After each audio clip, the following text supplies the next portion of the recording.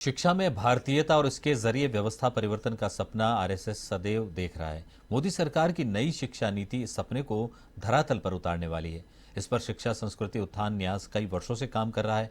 जयपुर में नासिक की ओर से आयोजित प्रबुद्ध जनों की गोष्ठी में राष्ट्रीय स्वयंसेवक संघ के सर कार्यवाहक दत्तात्रेय होसबोले की मौजूदगी भी इसी बात का संकेत दे रही है कि केंद्र की नई शिक्षा नीति को लेकर आरएसएस उस पर बारीकी से नजर रख रहा है। इस दौरान हमारे A1 टीवी के वरिष्ठ संवाददाता कमल जैन ने की खास बातचीत।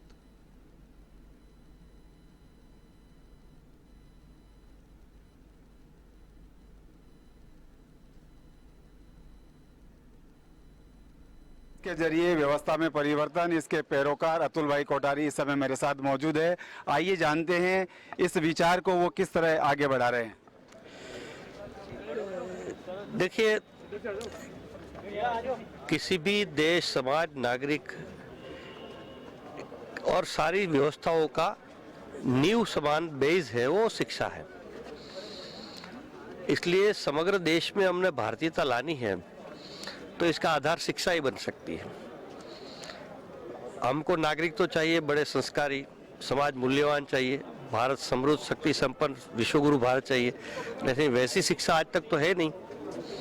इसलिए राष्ट्रीय शिक्षा नीति में हर स्तर पर भारतीय ज्ञान परंपरा का समावेश की बात की है और शिक्षा संस्कृति उत्थान यह अपने स्थापना काल से इस पर कार्य कर रहा है। और सिर्फ हम सैद्धांतिक बात नहीं करते, विचार की बात सिर्फ नहीं करते हैं, हमने व्यवहारिक ऐसे कार्य किए हैं, ऐसे मॉडल खड़े किए हैं देश में। तो हम जो भी बात करते हैं वो पहले प्रयोग अनुभव करते हैं, सीखते हैं, कार्य करते हैं और फिर बात करते हैं। और यही भारतीय परंपरा है, यही भारतीयता है, यही भारतीय दृष्टि है। तो इस प्रकार की ये शिक्षा व्यवस्था है, उसमें फिर से सारी भारतीयता लाना, सभी स्तर पर भारतीयता लाना, ये मूल आधार बात है। तो इसका मूल आधार है भारतीय ज्ञान परंपरा और भारतीय ज्ञान परंपरा का हमारे शिक्षा के हर स्तर पर समावेश करना। और आज दुनिया के सामने, भारत की नहीं, जितनी समस्याएं, चुनौती है, इसका समाधान भारतीय ज्ञान परंपरा में उपलब्ध है। इसलिए तो दुनिया ने योग को सर पर बिठाया।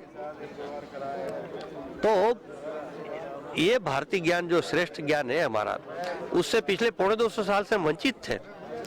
तो इसको फिर से लाने की बात इस शिक्षा नीति में कही है, हम लोग भी पहले से काम कर रहे हैं। तो इस पर शैक्षिक संस्थानों में कार्य आगे बढ़े, अच्छी बात है, प्रारंभ हो गया है। कई तकनीकी संस्थान, कई IIT में भी कार्य प्रारंभ हो गया है। तो हम लोग इसी पर काम कर रहे हैं और ऐसी संस्थाओं में ये सारी बातें आगे बढ़े और भारतीयता का समावेश हो, इस दृष्टि से हम लोग कार्य करते हैं, सहयोग करते हैं उनको, और इसके परिणाम भी हमारे सामने दिख रहे हैं। तो इस दृष्टि से ये विषय की चिंतन आज यहाँ रखा गया था, कार्यक्रम रखा गया था।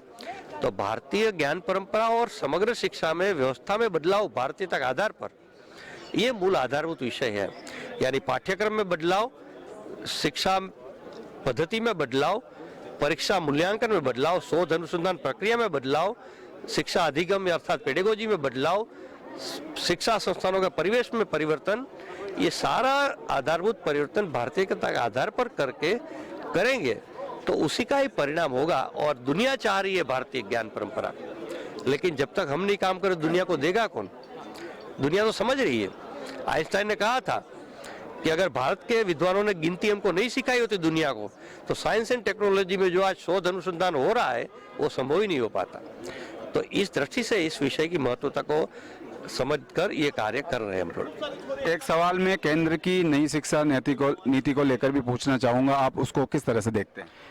ये नई शिक्षा नीति प्रारंभ में जब नीति घोषित की तब कहा गया था, लेकिन जब घोषित हो गई शिक्षा नीति पूर्ण रूप से 2020 में, तो राष्ट्रीय शिक्षा नीति 2020 इसका नाम है।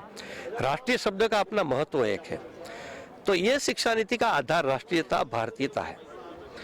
तो नीतियां तो आई, पहले भी अच्छी आई है, नया ऐसे मेरा कहना नहीं, लेकिन ये पहली स्वतंत्र भारत की नीति है जो भारत केंद्रित नीति है, जिसमें भारतीयता की बात की गई है। ये अतुल कोठारी या ये शिक्षा नीति मात्र नहीं कह रहे। यूनेस्को की एक डेलर्स कमेटी बनी थी, उस डेलर्स कमेटी ने कहा था किसी भी देश की शिक्षा का स्वरूप कैसा होना चाहिए, तो उन्होंने कहा था कि उस देश की संस्कृति और प्रगति के अनुरूप होना चाहिए। और मैंने एक शब्द उसमें जोड़ा कि किसी भी देश की शिक्षा का स्वरूप उस देश की संस्कृति, प्रकृति और प्रगति के अनुरूप होना चाहिए। तो ये इस शिक्षा नीति ने लाने का प्रयास किया गया है। एक पुस्तक हमारी तैयार हो रही है कि जो आज तक आयोगों ने अच्छी अनुशंसाएं जिन्होंने दी, विद्वानों ने कहा, भारत के नहीं दुनिया ने विद्वानों ने कहा, ऐसे सभी जो स्तर पर जो शिक्षा के संदर्भ में अच्छी बातें उसमें कही गई है, उस सबका संकलित समन्वय करने का इस शिक्षा नीति में प्रयास किया गया है। इसलिए शिक्षा नीति भारत में नहीं दुनिया में इसका स्वागत हो रहा है। तो ऐसी शिक्षा नीति आई है। लेकिन एक निवेदन आपके इस माध्यम से मैं करना चाहूंगा, चैनल के माध्यम से, कि सरकार ने तो नीति अच्छी दे दी, लेकिन इसको जमीनी लागू करने का काम, क्रियान्वित करने का काम हम सब शिक्षा जगत के लोगों का, आचार्यों का, यानी जिसको शिक्षक, टीचर्स कहते, प्रोफेसर कहते हैं, शैक्षिक संस्थान के संचालकों का, इन सब का ये कार्य है। इसलिए एक सामाजिक कार्य है एक प्रकार से। लोकतंत्र में कोई भी नीति सफलतापूर्वक अगर आगे बढ़ाना है तो सरकार की भूमिका एक है, समाज की भूमिका भी इतनी महत्वपूर्ण है।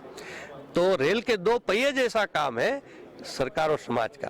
तो दोनों कार्य सरकार ने अपना काम कर दिया है, समाज ने, विशेष करके शिक्षा जगत के लोगों ने इसमें बहुत सक्रियता से बढ़ चढ़ कर कार्य करने की आवश्यकता है। ये हम सब करें, ऐसा मैं आपके चैनल से सभी, विशेष करके शिक्षा जगत का लोग और समाज को भी आह्वान करता हूँ कि शिक्षा ये कोई कुछ शिक्षा जगत के लोगों का, शिक्षाविदों का मात्र सरकार का विषय नहीं है। कौन सा ऐसा घर है जो शिक्षा से वंचित है? हर घर में शिक्षा है। तो इसलिए पूरे समाज का, हर परिवार का यह दायित्व बनता है। दायित्व अलग अलग स्तर का होता है। सरकार का एक दायित्व है, शिक्षाविदों का दूसरा है, समाज का तीसरा है। ये सबका समन्वित प्रयास देश भर में हो, इस दिशा में भी हम प्रयासरत हैं। बहुत बहुत धन्यवाद आपका।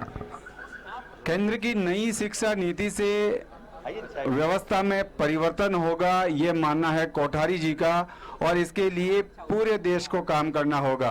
कैमरा पर्सन गिरिराज के साथ कमल जैन, A1 टीवी, जयपुर।